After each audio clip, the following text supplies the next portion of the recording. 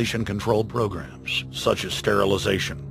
Kissinger also recommended that food be used as a weapon, and that instigating wars was also a helpful tool in reducing population. In 1972, the Nixon White House also implemented a eugenics policy, which was directed by George Herbert Walker Bush, then United States Ambassador to the United Nations. Bush advised China on the formulation of their one-child policy and directed the federal government to forcibly sterilize more than 40% of Native American women on reservations. The Bilderberg-dominated Club of Rome advocated environmentalism as the best front to implement population reduction. Western populations would accept serfdom if it was packaged as saving the earth.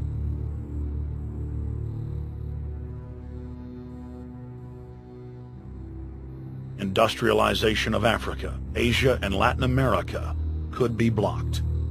Citizens would more willingly give up their national sovereignty if it were sold as a way to help the planet. The think tank also concocted the peak oil fraud as a way to create artificial scarcity. And the Club of Rome has been aggressively pushing a global carbon tax as a way to fund their planetary government. In the draft copy of the United Nations Global Biodiversity Assessment, it states very clearly that we must reduce the human population from its current level of about 6 billion people down to about 1 billion people. In the 1970s, South Africa developed race-specific bioweapons to target blacks and Asians, and then subsequently sold the technology to Israel in the mid-1980s. In September of 2000, the Project for a New American Century published a document in which Dick Cheney described race-specific bioweapons as politically useful tools. And somebody mentioned, well, why would they want to reduce the human population when that means less money for them? Most people have no idea. They're not after money. They have all the money they need. They're after power. That's their aphrodisiac. The overlords of the New World Order are now aggressively pushing for a worldwide one-child policy. The Chinese one-child policy was phased in gradually. In the 60s, when it began, you only had to pay a tax penalty. Only later did they imprison you if you had more than one child. Now the exact same proposals to penalize couples who have more than one child are being made in the United States, England, and Europe. In the push to reduce global warming, children, according to some, are the new culprits. A think tank in the UK says too many kids are what's making the planet worse, saying large families, anything over 2 children really, should be frowned upon as an environmental no-no, akin to not reusing your plastic bags, driving one of those big gas-guzzling cars, taking long trips overseas. The UK, in fact, has negative growth. I think Canada does too. That still, families in our rich countries shouldn't have more than 2 kids. In 1998, Ted Turner pledged to give more than $1 billion to the United Nations to be spent in the implementation of population reduction policies planet-wide.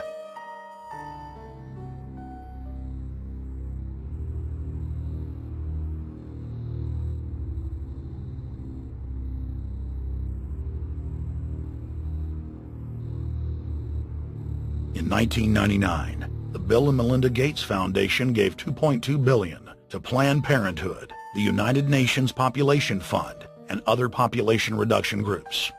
By 2007, the Gates had given more than $30 billion, almost exclusively to population control groups.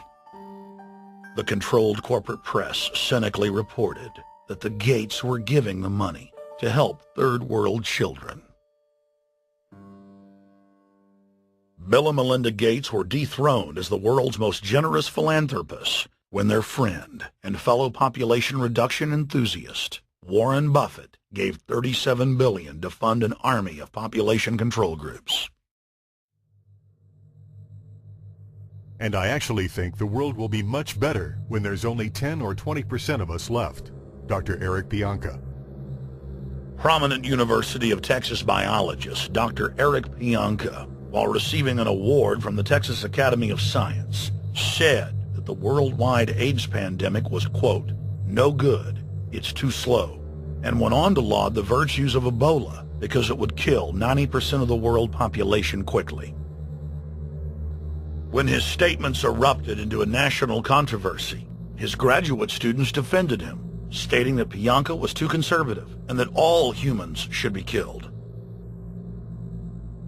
But most frightening was the fact that in a crowd of over 1,000 prominent scientists, local newspapers reported that 95% of those in attendance gave Pianka sustained standing ovations every time he extolled the virtues of mass-culling microbes and man's destruction.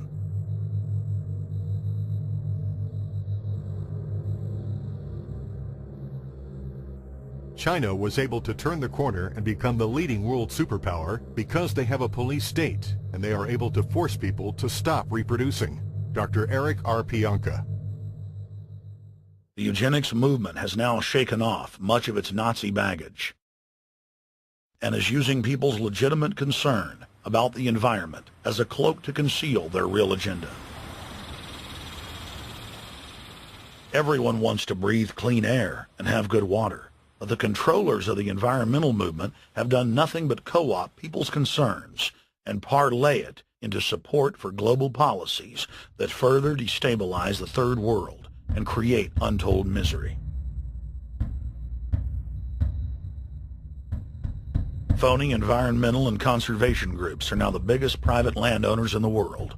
They lobby government to take property away from local populations, only to develop it themselves later. When the U.S. military dumps millions of gallons of nerve gas on the east coast of the U.S., they don't say a word. Thousands of companies are creating transgenic cross-species hybrids, splicing plants, animals, and insects, and releasing the new organisms into the global biosphere, vandalizing the very genetic code of the planet. And large environmental organizations do nothing.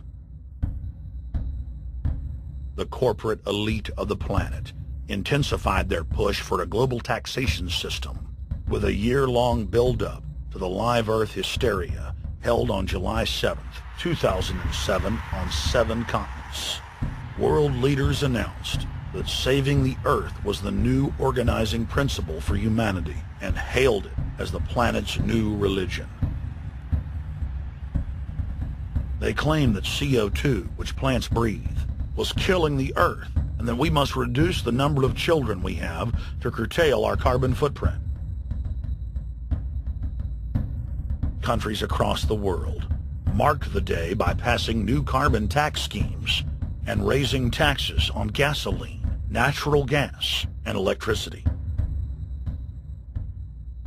It is a scientific fact that the sun is the main driver of planetary climate, and the measurements are clear. The sun is becoming hotter, brighter. It has been slowly increasing thermal output in the last 100 years, causing warming not just on Earth, but throughout the solar system.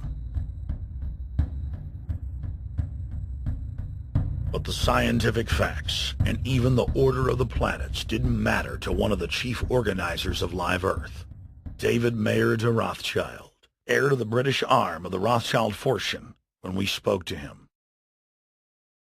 When I called Rothschild on the order of the planets, he just laughed, thinking the audience wouldn't get it. He continued to count on the population's ignorance and claimed that the global warming lobby has nothing to do with carbon taxes. I guess he hadn't spoken with his good personal friend, Al Gore. Global warming, the time for debate is over. I think what you have to realize is that being environmentally sensitive and making money aren't mutually exclusive. There's a lot of money to be made in addressing this issue. But you guys are gobbling up all the world's concern to just simply line your pockets and make kids read your book in schools and do all this. It's a business, just like you said, Rothschild.